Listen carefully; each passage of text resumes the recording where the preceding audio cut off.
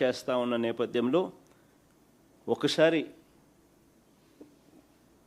నాణ్యానికి ఇటువైపున ఎందుకు లోకేష్ అనే వ్యక్తి రాజీనామా చేయాల్సిన అవసరం ఉంది?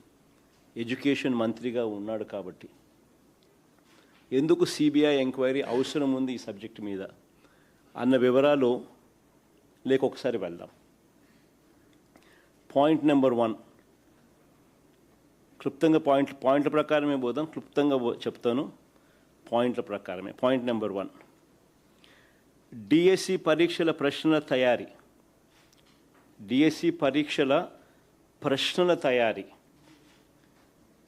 ఒక అంశం, పరీక్ష నిర్వహణ అన్నది రెండో అంశం.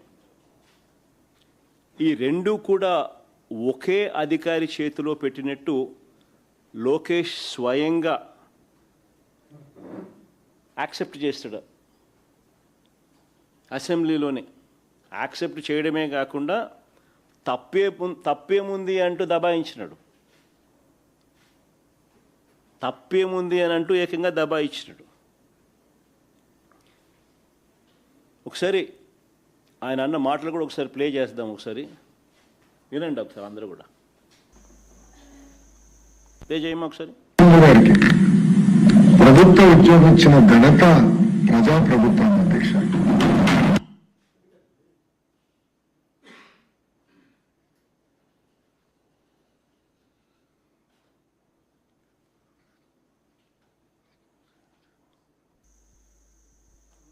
ఏమా ప్రాబ్లం ఉందా?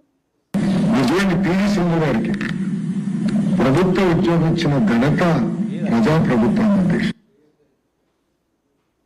మీరు సెట్ చేసుకోండి. అందులోపల డిఎస్సి పరీక్షలకు అవసరమైన ప్రశ్నల తయారీ అనేది ఎస్సీఈఆర్టీ డైరెక్టర్ బాధ్యత. ప్రశ్నల తయారీ అనేది ఎస్సీఈఆర్టీ డైరెక్టర్ బాధ్యత.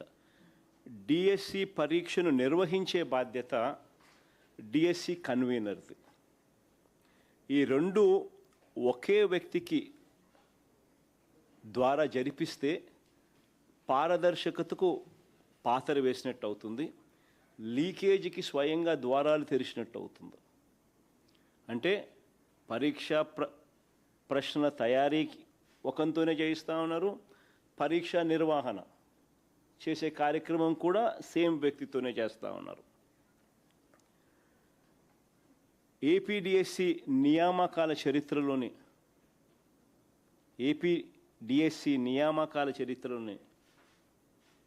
ఏపీపీఎస్సి నియామకాల చరిత్రలోనే ఈ రెండు బాధ్యతలు ఎప్పుడూ కూడా ఒకే వ్యక్తికి అప్పగించిన చరిత్ర ఆంధ్ర రాష్ట్రంలో ఇంతవరకు ఎప్పుడూ లేదు.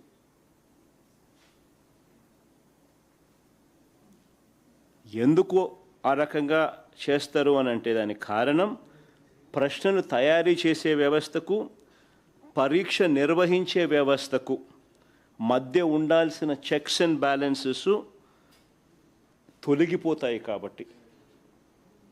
ఒకసారి ఆయన అన్న మాటలు ఒకసారి వీళ్ళు రెడీగా ఉన్నట్టున్నారు, ఒకసారి ప్లే చేసి ఒకసారి వినండి ఒకసారి. ప్రిపరేషన్కి డిఎస్సి కన్వీనర్ అంటే ఎగ్జామినేషన్ కండక్ట్ చేసేవారు ఒకే ఆఫీసర్కి ఇచ్చారు అనేది మొదటి ఆరోపణ. అధ్యక్షుడు ఆంధ్ర రాష్ట్రంలో కానీ ఇతర రాష్ట్రాల్లో కూడా ఒకరికే ఇచ్చారు అధ్యక్ష. కొన్ని రాష్ట్రాల్లో ఇద్దరికి ఇచ్చారు, కొన్ని రాష్ట్రాల్లో ఒకరికే ఇచ్చారు అధ్యక్ష. మనం 148 రోజులు నిర్వహించాలి, చాలా టైట్ గా సిస్టమ్ నిర్వహించాలని ఒక వ్యక్తిని నియమించాం. అది ఎక్కడ చట్టంలో ఉల్లంఘన లేదు, ఎక్కడ చట్టంలో రాయలేదు, ఇద్దరు ఉండాలి అని ఎక్కడ చెప్పలేదు అధ్యక్ష. So there is no rule book for to that order. And court కూడా ఈ విషయాన్ని అక్కడ జోక్యం చేసుకున్నాం అధ్యక్ష. క్లియర్ కట్గా ఆయన ఎంతకు ఆయనే ఒప్పుకున్నాడు కూడా. అంటే మొట్టమొదటిసారిగా ఆంధ్ర చరిత్రలో ఎప్పుడూ జరగంది ఇక్కడ ఈ రాష్ట్రంలో ఈయన ఎడ్యుకేషన్ మంత్రిగా ఉంటూ దీన్ని జరిగించినాడు.